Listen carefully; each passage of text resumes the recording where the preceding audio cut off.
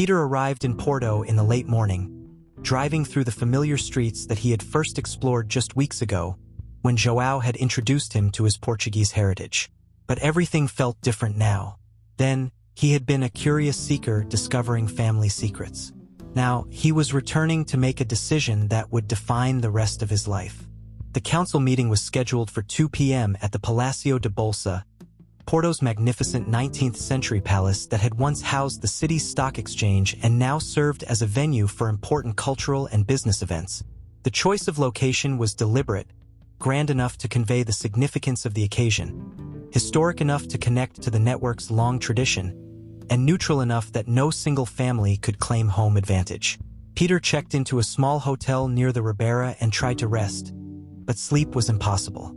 His mind kept replaying everything he had learned since leaving Chicago, the mysterious woman in Madrid, the documents in Toledo, the hidden chambers beneath the Alhambra, Klaus's manipulations in Barcelona, the silent bells of Zaragoza, the love letters in La Rioja's vineyard, Manuel's courage in Nazar, and especially the bones and ledgers in Évora that had shown him the moral complexity of the legacy he was being asked to accept. At noon, there was a knock on his hotel room door. Peter opened it to find Mariana, dressed professionally in a dark business suit, her long hair pulled back elegantly. She looked every bit the serious operations coordinator, but her eyes held the warmth and mystery that had captivated him since that first glimpse in the Madrid airport. "I wanted to see you before the meeting," she said simply. "May I come in?" Peter stepped aside, and Mariana entered the small room, immediately making it feel smaller with her presence. "How are you feeling?" she asked, her concern genuine. Terrified, confused, certain and uncertain at the same time. Mariana smiled slightly. "That sounds about right for someone facing a life-changing decision." She paused, studying his face. "Peter, whatever you decide today, I want you to know that it's your decision. Not your grandfather's, not João's, not Klaus's, and not mine. Your life, your choice." "What would you do?" Peter asked. "If you were in my position?" "I'm not in your position. I was born into this network, raised understanding its mission and its complexities. You discovered it as an adult, without preparation or gradual exposure. That's completely different." She moved closer. "But I will say this, the network will survive whether you lead it or not. It survived before your grandfather, and it will survive after this decision. So don't choose based on what the network needs. Choose based on what Peter Matthews needs." Her words cut through the layers of obligation and expectation that had been building since Coimbra.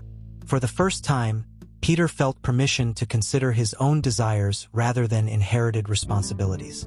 "Thank you," he said quietly.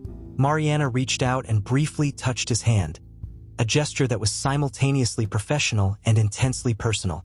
"I'll see you at the meeting. And Peter, whatever happens, I'm glad you came to Portugal. You've reminded some of us why the network exists in the first place." At 1:45 p.m., Peter walked through Porto's historic center toward the Palácio de Bolsa. João met him at the entrance, looking distinguished in a formal dark suit that somehow made him appear even more Portuguese and aristocratic. "Are you ready?" João asked, his expression showing both encouragement and anxiety. "As ready as I'll ever be." They entered the palace through the grand entrance hall with its elaborate neoclassical architecture and marble columns. João led Peter through several ornate rooms until they reached the Arab Room, an extraordinary chamber inspired by the Alhambra of Granada, with intricate Islamic-style decorations covering every surface. The irony wasn't lost on Peter that he would make his decision in a room that referenced the place where he had first begun to understand the network's true scope. The council chamber had been set up at one end of the Arab Room. A large oval table was surrounded by 12 chairs, 11 of which were already occupied. Peter recognized several faces from his journey, representatives from families he had encountered or read about in various documents. And there, sitting across the table in a position of prominence, was Klaus, looking confident and composed in an expensive suit. As Peter entered with João, all conversation stopped. The council members turned to look at him with expressions ranging from curiosity to expectation to what might have been calculation. "Ladies and gentlemen," João announced formally, May I present Peter Matthews, grandson of Thomas Matthews and direct descendant of the Mateus family line. Peter took his seat at the head of the table, the position traditionally reserved for the Mateus family representative. From here, he could see everyone clearly. Klaus sat directly across from him, his expression unreadable. Mariana sat to his right, her role as operations coordinator giving her a place at the table. The other 9 council members represented various families and branches of the network: German, Spanish, Catalan, French, and Portuguese. The eldest member, a dignified woman in her 70s named Dona Carolina, spoke first. Mr. Matthews, we have convened this council to formalize your acceptance of the inheritance left by your grandfather and to establish the framework for your leadership of the Portuguese operations. We are pleased that you have chosen to honor your family's legacy. Peter noticed that her phrasing assumed his acceptance rather than asking for it. The meeting was meant to be a formality, a ceremonial confirmation of a decision everyone expected he had already made. For the next hour, various council members presented reports on the network's current operations, financial status, and strategic priorities. The scope was staggering: humanitarian operations in 12 countries, cultural preservation projects in dozens of locations, financial assets exceeding €1 billion, and operational budgets that rivaled those of medium-sized corporations. Klaus took his turn presenting the German branch's perspective. The network stands at a crossroads, he said, his gaze fixed on Peter. We can either modernize and expand our operations to meet 21st century challenges, or we can maintain outdated structures based on sentiment rather than efficiency. The choice of leadership will determine which path we take. His message was clear: accept the inheritance and align with Klaus's vision for aggressive expansion, or reject it and watch the network stagnate under less capable leadership. João presented next, offering a more measured perspective. The Portuguese operations have always focused on the network's original humanitarian mission. We believe that financial success should serve humanitarian goals, not the other way around. Peter's grandfather understood this balance, and we hope his grandson will continue that tradition. Mariana's presentation was brief but pointed. Operations Coordinator Report: current activities are sustainable and effective. The network's reputation and effectiveness depend on maintaining trust with the communities we serve. Rapid expansion without careful consideration of mission integrity risks damaging relationships built over centuries. Peter understood that he was watching a proxy battle between different factions of the network, with Klaus representing aggressive financial expansion and João and Mariana representing traditional humanitarian focus. His decision about accepting leadership would tip the balance one way or another. After the presentations concluded, Dona Carolina turned to Peter. Mr. Matthews, the council would now like to hear your vision for the network's future under your leadership. What priorities would you establish? How would you balance the various interests represented here? This was the moment. Peter could feel everyone's attention focused on him, waiting for him to articulate his plans for leading an organization he had only discovered existed a few weeks ago. What do you think Peter should do? Accept this massive responsibility and try to do good, or follow his own path? This is the moment that will define everything. Share your thoughts. Peter stood slowly, looking around the table at faces that represented centuries of family legacy and organizational history. He thought about his grandfather's letter from Coimbra, about Manuel's courage in Nazar, about the bones and ledgers in Évora, and about the person he had been when he left Chicago compared to who he was now. Thank you for that question, Dona Carolina, Peter began. And thank you all for the work you've done to maintain this network and its mission. After these past weeks traveling through Spain and Portugal, learning about my family's history and the network's operations, I have tremendous respect for what you've all accomplished. He paused, gathering his courage for what he needed to say next. But I've also learned something important about myself during this journey. I've learned that I'm not ready to lead an organization that requires the kind of moral calculations and difficult choices that leadership demands. I've seen the records in Évora. I've read my grandfather's letters describing the weight of deciding who gets helped and who doesn't. I've learned that running this network means making choices that will haunt you, selecting between competing needs with limited resources, and living with the consequences of pragmatic decisions that involve human lives. Klaus leaned forward, his expression darkening. Are you saying you're not willing to make difficult decisions? That you prefer the luxury of moral purity over the responsibility of doing actual good in an imperfect world? I'm saying that I'm 28 years old. I've spent the last few years of my life in morally compromising work that I'm trying to escape from, and I'm not prepared to immediately take on another role that involves operating in moral gray areas, even for better purposes. So you're running away, Klaus said flatly, just like you ran from Chicago. Perhaps I am, Peter acknowledged. Or perhaps I'm choosing a different path. But either way, I cannot in good conscience accept this inheritance and the leadership responsibilities that come with it. The room erupted. Several council members spoke at once, their voices overlapping in shock and consternation. Donna Carolina called for order, but the damage was done. Peter had shattered the assumption that had structured the entire meeting. João stood up, his face showing deep disappointment but also something like understanding. Peter, may I speak? The room quieted, and João addressed the council rather than Peter directly.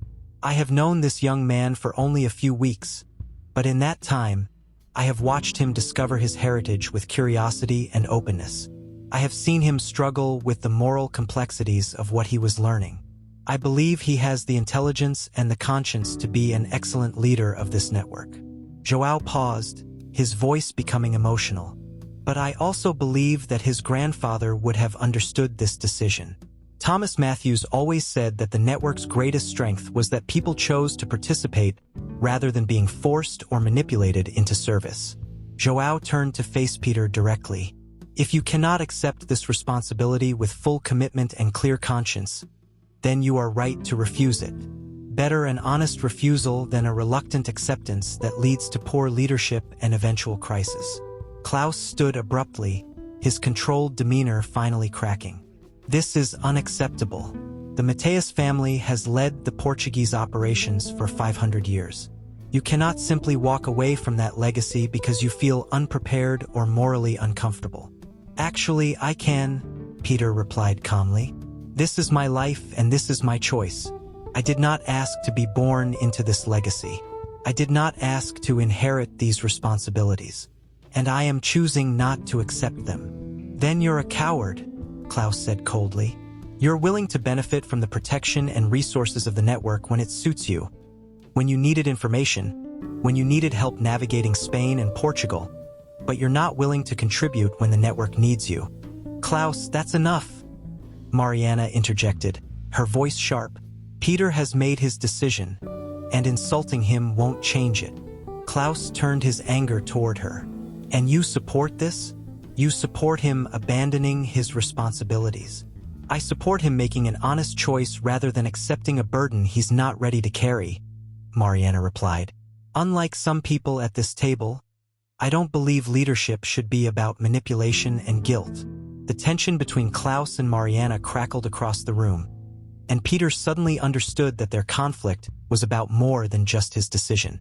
They represented fundamentally different visions for what the network should be, and his refusal to take sides had disrupted whatever balance had existed between their factions.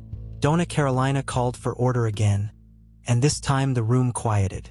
Mr. Matthews, if you refuse the inheritance, what happens to the Portuguese operations? Who will provide leadership? The council can appoint interim leadership, João suggested. We've managed during the years since Thomas's death. We can continue managing until a suitable leader emerges, either from within the current operations or from another branch of the network. Or, Klaus proposed, we can restructure the Portuguese operations under the coordination of the German branch, creating efficiencies and modernizing systems that have become outdated. Absolutely not, said one of the Portuguese council members. The Portuguese operations maintain their autonomy. That's been the agreement since the network's founding. The discussion devolved into procedural arguments about governance structures and historical precedents. Peter listened as people debated the future of an organization he had just refused to lead, feeling both relieved that the decision was made and guilty about the chaos his refusal had created. Finally, Peter stood again, and the room quieted once more. I'd like to say something, if I may. Dona Carolina nodded permission. I want to be clear about what I'm refusing and what I'm not refusing. I am refusing to take formal leadership of the Portuguese operations. I am refusing to accept the legal and financial inheritance that my grandfather left. I am refusing to participate in the network's governance and decision-making processes. Peter looked around the table, making eye contact with each council member. But I am not refusing to honor my grandfather's memory. I am not refusing to acknowledge the good work this network has done. And I am not refusing to learn from what I've discovered during these past weeks. He paused. My grandfather's letter in Coimbra told me to accept the inheritance on my own terms, to trust my instincts, and to be honest. I'm doing exactly that. My honest assessment is that I am not the right person to lead this organization. Not now, and possibly not ever.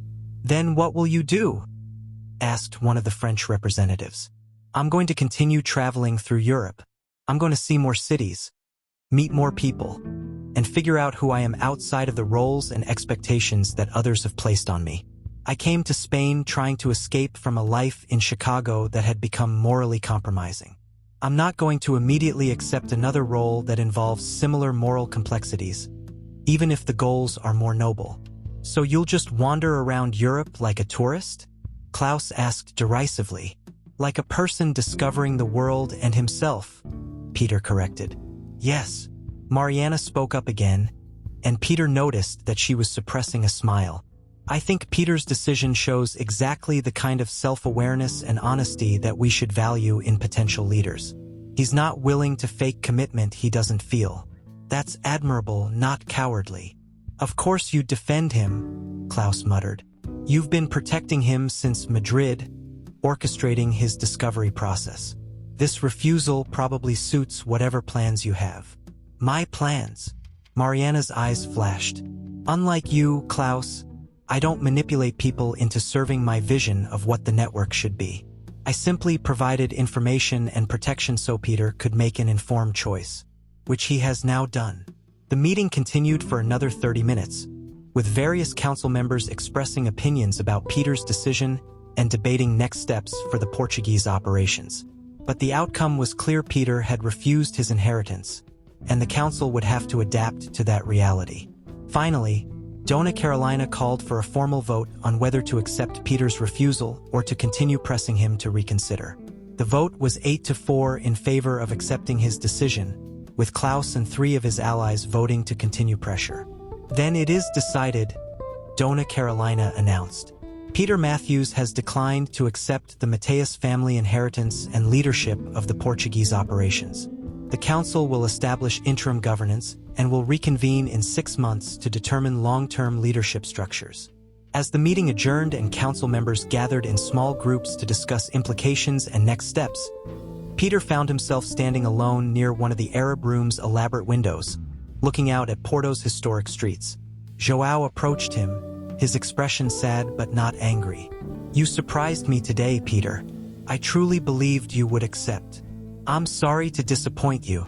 You didn't disappoint me. You made a choice that I disagree with, but I respect your honesty. João put a hand on Peter's shoulder. Your grandfather would have been proud of you today, even if he would have wished for a different outcome. Really? Really? Thomas always said that the worst leaders are those who accept power for the wrong reasons, for ego, for wealth, for status. You refused power because you honestly assessed that you weren't ready for it. That's wisdom, not cowardice. Klaus walked past them without speaking, his anger evident in every line of his body. Several other council members nodded politely to Peter, but clearly didn't know what to say to someone who had just rejected what they considered a great honor. But Mariana approached with a genuine smile. Well done, she said simply. You think I made the right choice? I think you made your choice, which is what matters. And now you're free to discover who you actually are rather than who your family legacy says you should be.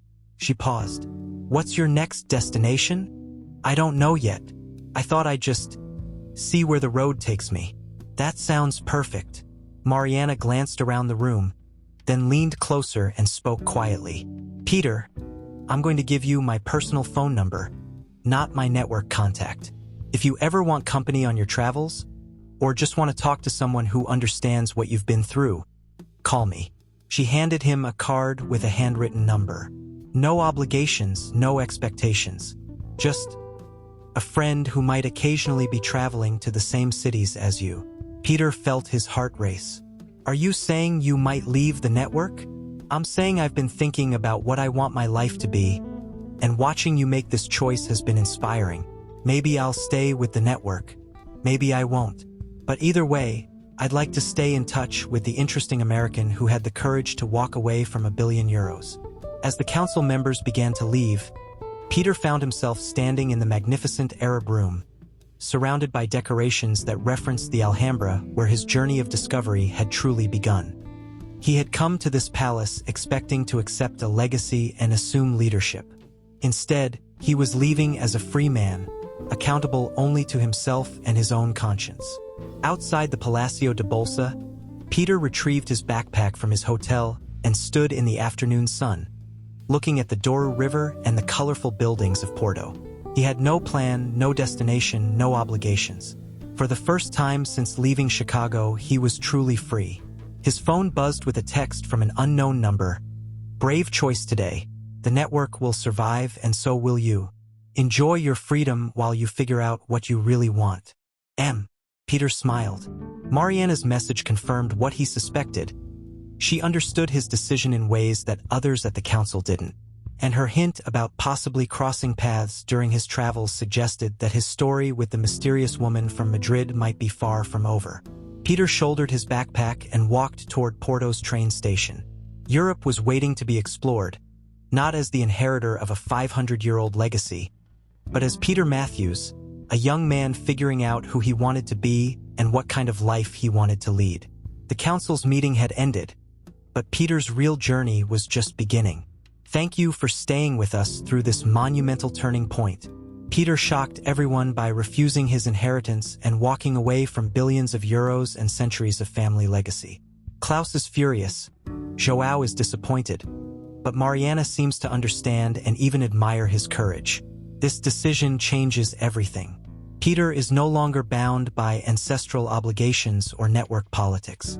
He's free to explore Europe on his own terms, to discover who he really is outside of inherited roles and expectations. But Mariana's message suggests that this isn't goodbye. She hinted at possibly leaving the network herself, and gave Peter her personal number. The romantic tension between them continues to build, and now both are potentially free to explore where it might lead. What do you think will happen now? Will Peter's travels lead him to new adventures and mysteries? Will Mariana follow her own path and cross his? And will Klaus accept this decision? Or will he continue trying to manipulate Peter back into the network? The next episodes will follow Peter's adventures as a true backpacker, discovering cities and cultures on his own terms, with the possibility of Mariana appearing when the timing is right. The story transforms from inheritance drama to adventure romance. Subscribe and hit the notification bell so you never miss what happens next in Peter's incredible journey.